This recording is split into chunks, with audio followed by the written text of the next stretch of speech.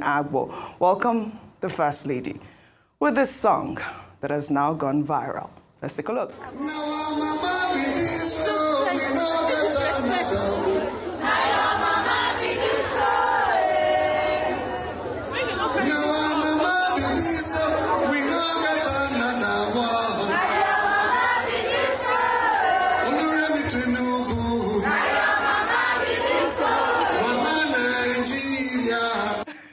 All right. Well, you know, this song has gone viral. So many interpretations of the song, whether or not the students were, you know, trolling the person who was presenting the song, saying, "Na your mama and not my mama." I really don't know the song. I don't know. Have you heard of the song before? Yeah. Doctor, is that how they sing it?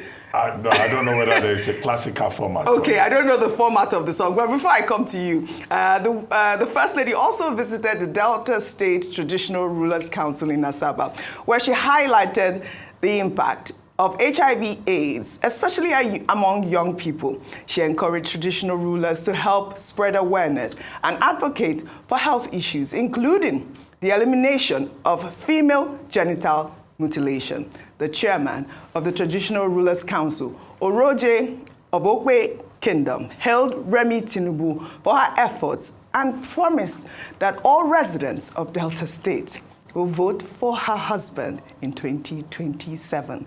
Let's take a look. Your Excellency, we are proud of you, that you are a virtuous woman who stood by your husband. We are assuring you that come 2027, we Deltas will vote for Mr. President. All right.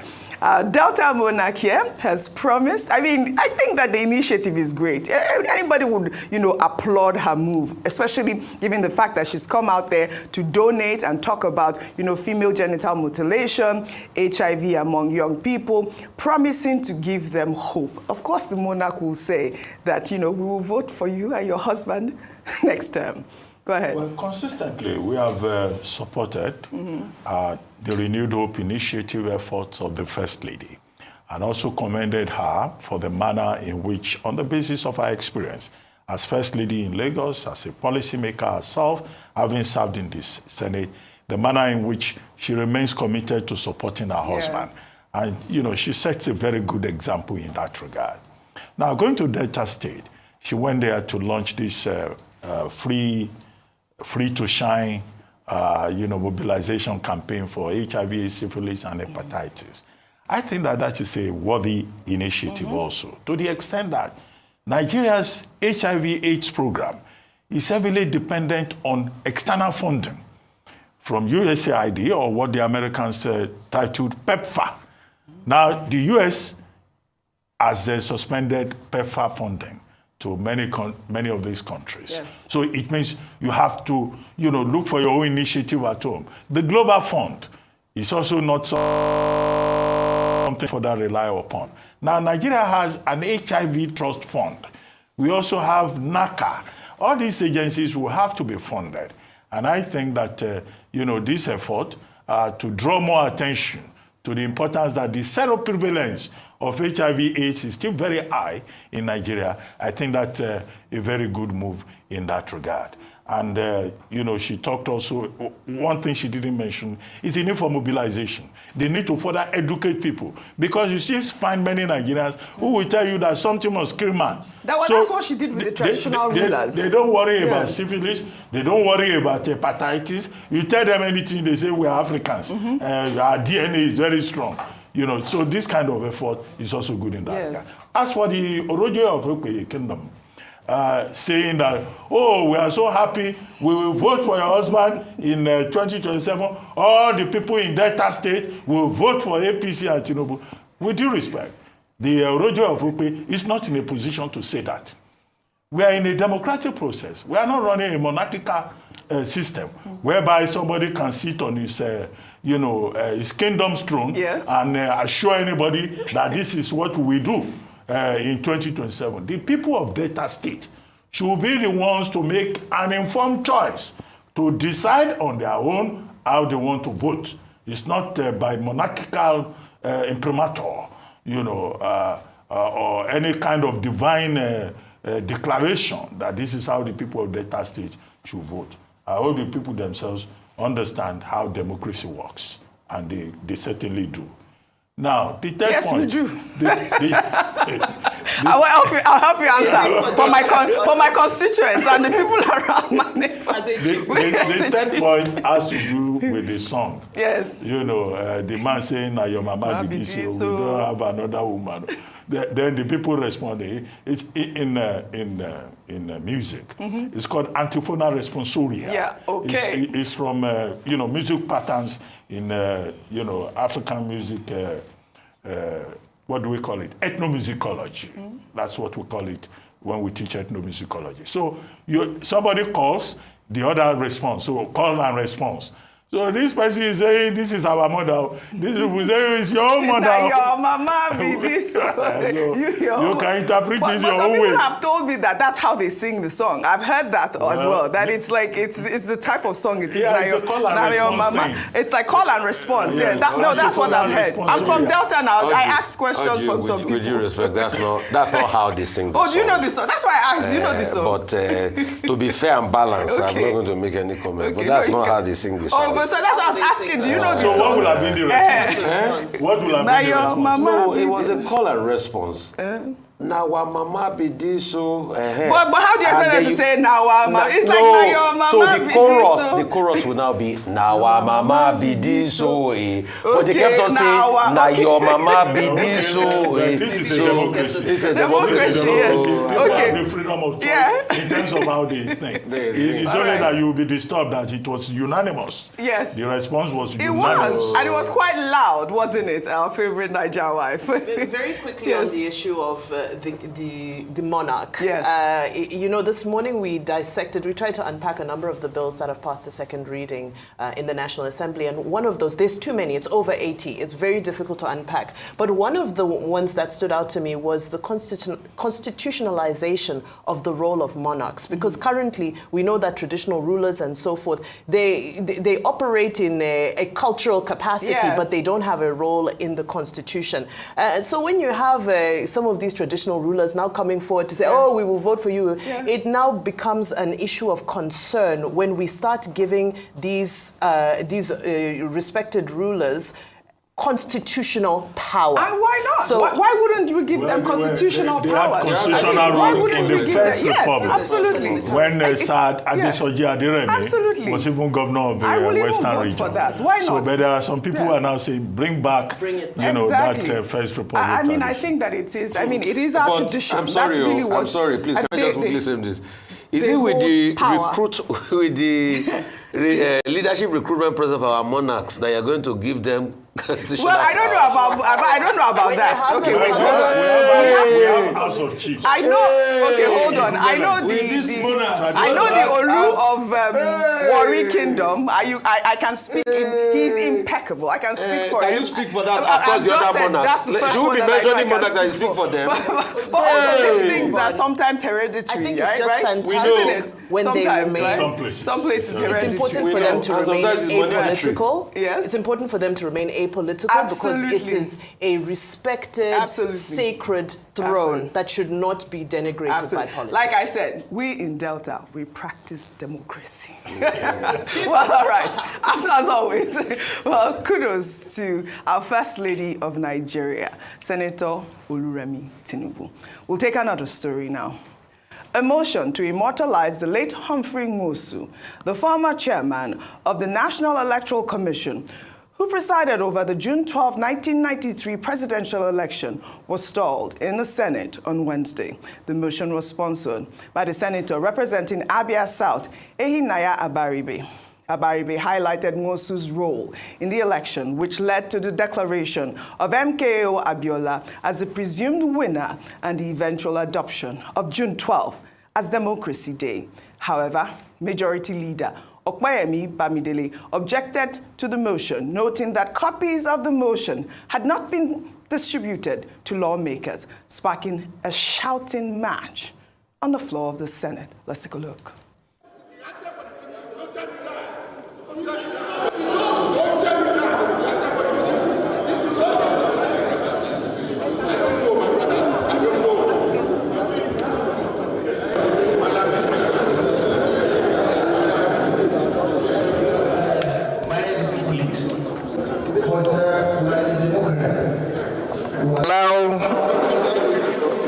colleagues to table their views, and it's left for the Senate to decide on what will be done on such views. I'll put the question, and I'll walk in line with whatever you decide. Of course, it's a bit controversial. Some see him as someone who truncated June 12. Some see him as a hero of June 12. So it's up to you. We'll put the question. Those in favor that this motion should go through, please say aye. Those against, say nay. The nays have it.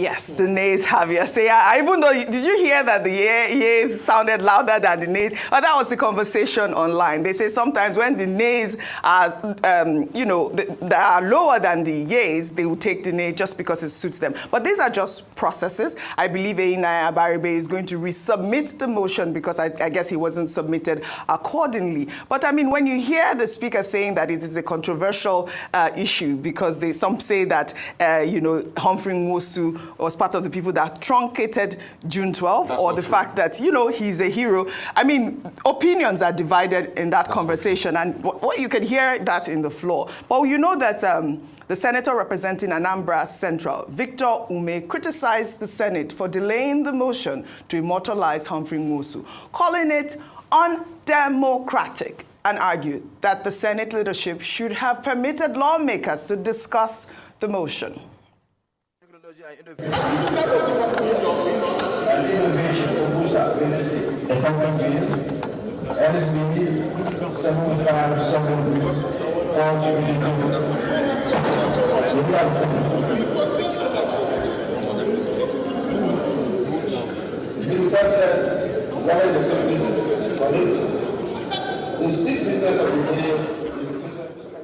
A rowdy session there, Rufai. Go ahead. You had something to say. So I said that's not true, and it's not so true? sad. The fact that this matter, like he claimed, like the Jibrin, the presiding officer there claimed, that is divided. It should not be divided because the facts are there. Mm-hmm. Humphrey Nwosu was a brave man that stuck his neck out for democracy in this country. We saw that. Despite the pressure of the military. He also organized an election adjudged to be one of the fairest and fairest in this country. In his lifetime, because of these military oligarchs, he wasn't respected and acknowledged.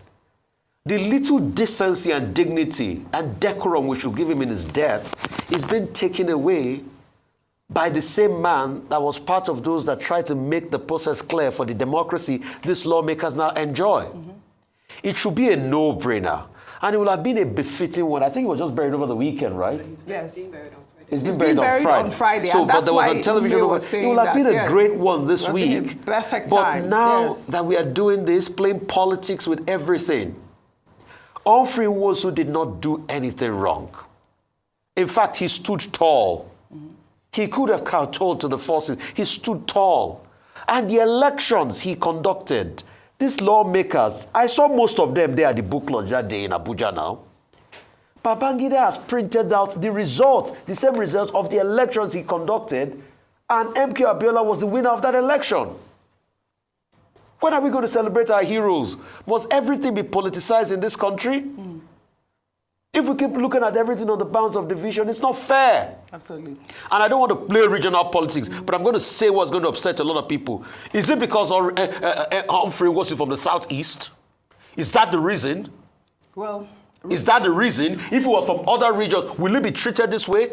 Well, Rufai, I believe that, Abaribe did not submit the motion properly. Like I said, he has a chance to resubmit the motion. It was just the timing that everyone is upset about. Okay, very good. Dr. Bat, really quickly. Yes, I think the Senate President, Deputy Senate President, Senator Jibrin Barau, presiding, made a point that this could be resubmitted. The argument was about order 41, 42, yeah. Or order whatever, standing orders of the Senate.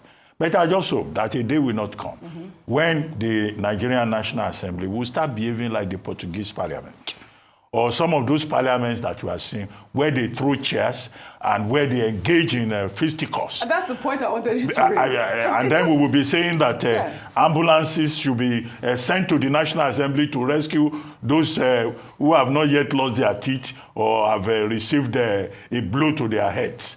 The way they are carrying on, it appears it's becoming a rather riotous National Assembly. And that's why we keep appealing to them. Whether they are fighting over standing orders or whatever, they should just conduct themselves as the distinguished people as they are so-called. All right. Now, that is one. The second point is about Humphrey Nwosu.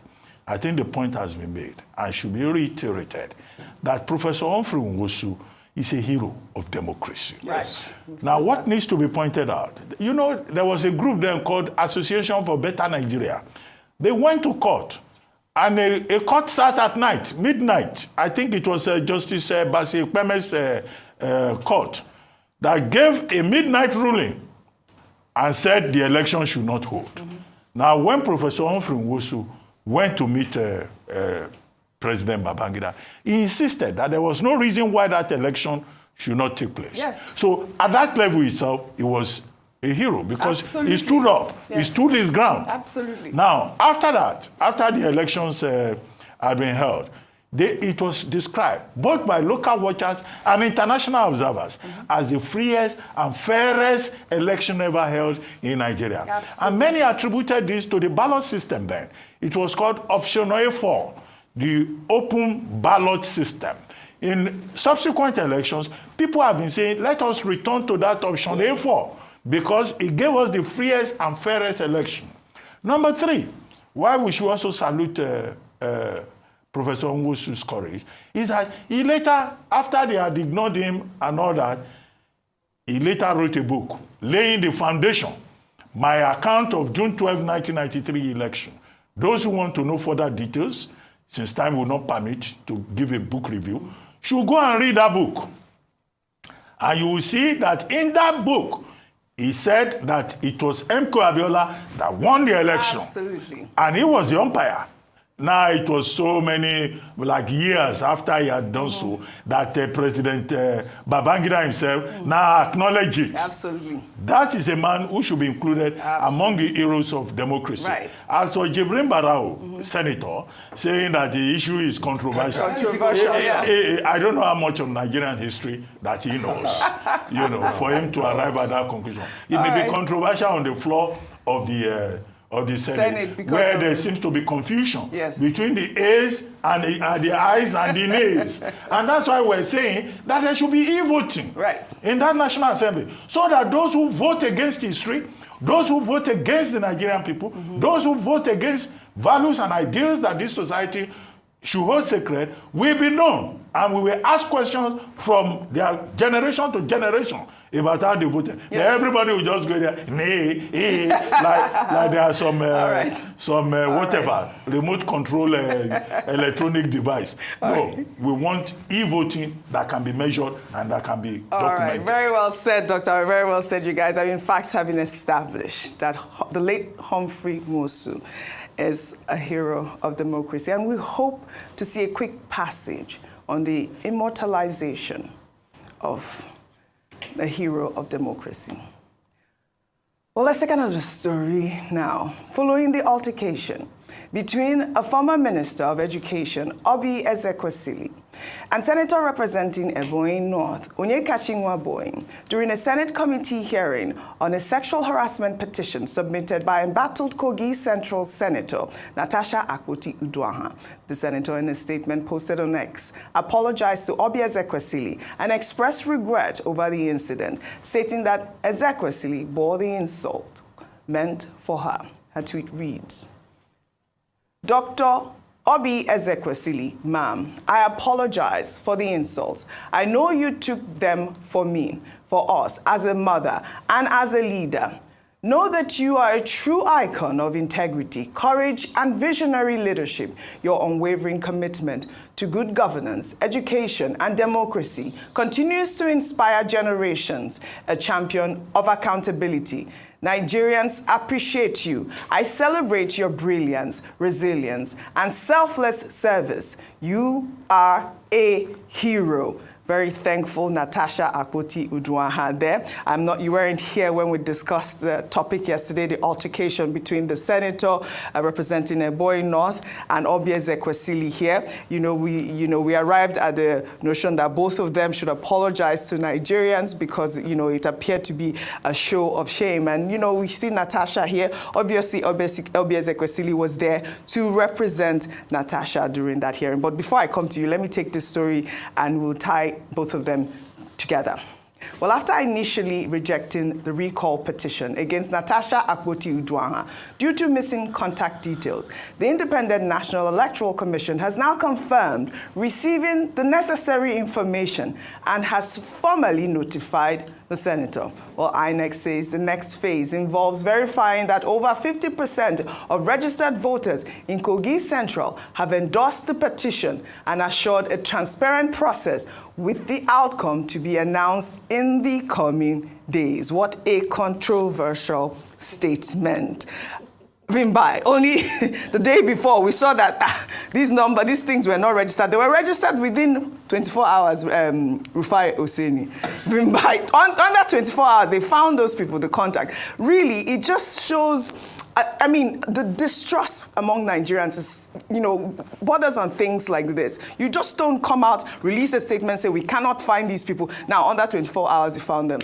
Why did you release the statement in the first place? Why didn't you just go through the proper process before releasing a statement? Vimbai. So many moving pieces to this, many. right? Let's begin with Natasha issuing, Senator Akpoti issuing that apology to the former minister, Obieze-Kwesili, which, gosh, when this incident first happened, if you remember, we conducted an interview on a different program, but here on Arise with Senator Ereti Kingibe, and she had said that, this is just a chair, it's just about a seat. And then I'd responded to her saying that it's not just a seat. When Rosa Parks, sparked the movement that happened in the United States, it was, quote unquote, just about a chair. And now the point I was making, a lot of people said that, we're over-dramatizing the issue, it's not that serious and so forth. But now just to contextualize it, when somebody touches on an issue that you may not acknowledge and realize is a source of frustration and a sticking point and a source, just an issue waiting to boil over amongst many people, you don't realize the type of movement that you can set off in motion. Just because women have been quiet, just because women may not have the forum to express themselves, and now suddenly there's this space that has been created, taking away from the case itself. This is not about who is right and who is wrong. It's the fact that a topic, an issue has been brought to the public space that so many women feel passionate about, so many people feel invested in. And this is the movement that I'm talking about. But having said that, when we look at the senator, yes, Madame Obi, I do hope she apologizes. She's yet to apologize. When we look at the senator and linking to the previous story with what's going on in the Senate, they always talk about, some senators joined later, they don't know the rules and so forth. I think right now, in their wisdom, the National Assembly needs to schedule a very urgent retreat for all members where they can go for a level of reorientation because it's becoming chaotic. Yes. And we can't have critical national issues being determined by it doesn't make sense. Now, very quickly, now to the petition, INEC. Well, INEC, on their part, are saying that they are doing their best because this is a case of huge public interest. They want to keep the public informed at every stage of the process. No problem. However, one thing was brought to my attention. When you look at the law, it says that 50% of registered voters have to sign the petition. So for me, I became curious. I said, how many people even turned out to vote to begin with? That's the question. So 50% of registered voters comes up to about 250,000 voters. 290,000 voters. Voter turnout for the election that brought out Senator Akpoti as a senator was 106,000. So, already you ask yourself, how did you find more people than those who actually showed up to vote in the election? Now there's discrepancies and things are moving at such a rapid pace. Ordinarily, we know that these things take time. Yes. But suddenly everything is in fast forward. Maybe it's because of public interest, who knows? But there are number of discrepancies, especially for me, my question is, we know the number of registered voters, we know the voter turnout, but suddenly the people who are invested in this process outweigh the number of people who are invested in voting to begin with. These are the questions. Well, INEC must show transparency, and that's all we call for at this time. Well, let's head over to Rivers State now, where the sole administrator, Ibok Ete Ibas, has suspended all political office holders in the state with immediate effect. The affected officials include the secretary to the state government, chief of staff, commissioners, board members, special advisors, and assistants. They have been directed to hand over to the most senior civil servants in their respective offices. The decision has sparked legal challenges, with a suit filed at the Federal High Court in Abuja seeking to nullify Ibas's appointment. Civil society groups have also condemned the move, calling it unconstitutional. Dr. Bati, I want to come to you on this story because, I mean, I don't know if he has the powers to, nullify these appointments. But before I come to you, meanwhile, a group of young people in Rivers State have launched a Wike Must Go protest, as we'll see in this video showing a protester carrying a casket. Let's take a look.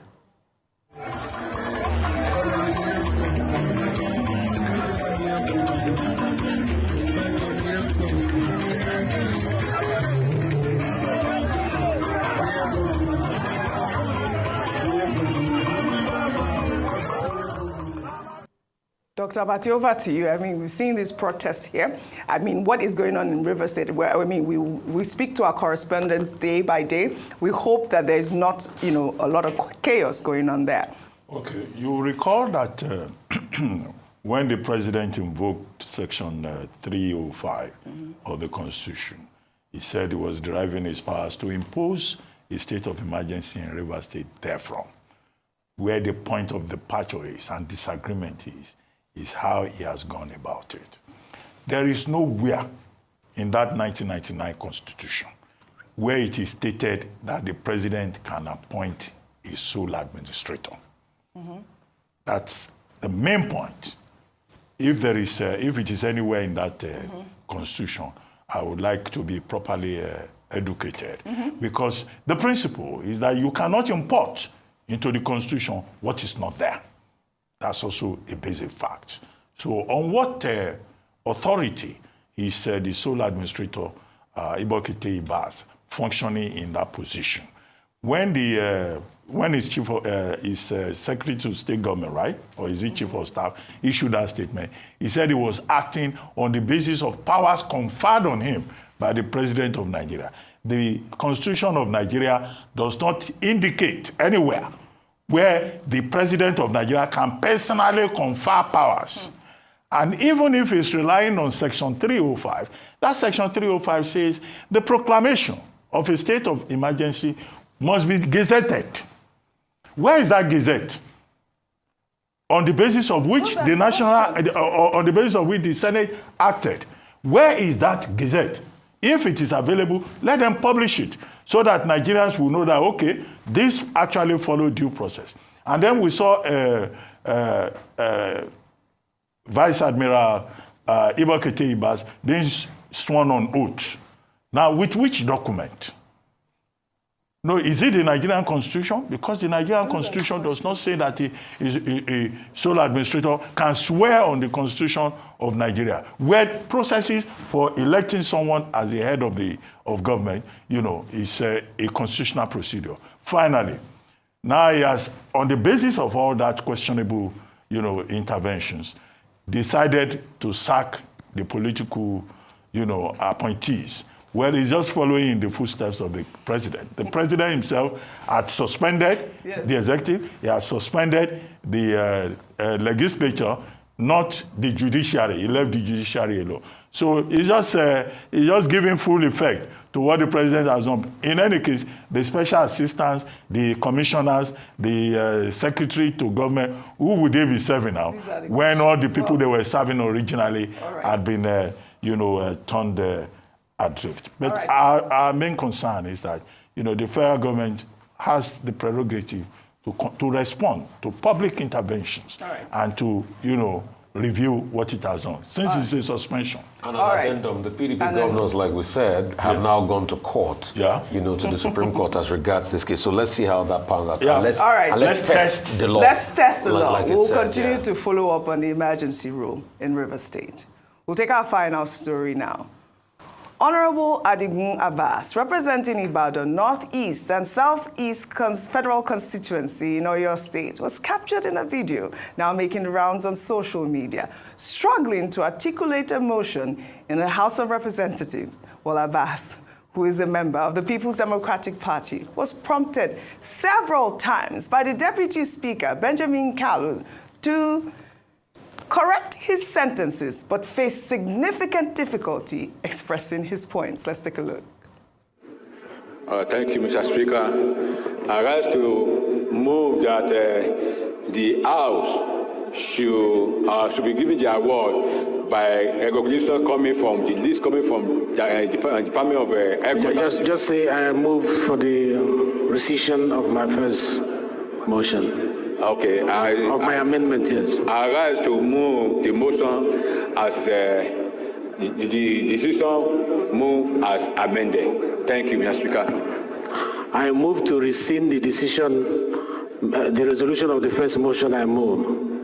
Okay, Mr. Speaker, sorry, sir. I rise and I move to. All right. I wish we were able to play that. Stop, I thought it was quite funny. I mean, the question was, how are these people elected into these positions? That's the question. That was the question. I didn't ask the question. Well, all right. Dr. Abati, we need to go. We have to go. Is protected under Yes. the Constitution. All right. He could have spoken Yoruba. He could have Section spoken Yoruba, 55 allows us to speak Yoruba. Igbo, English, Hausa. Well, all right. If English is All right. difficult, let them speak whatever language.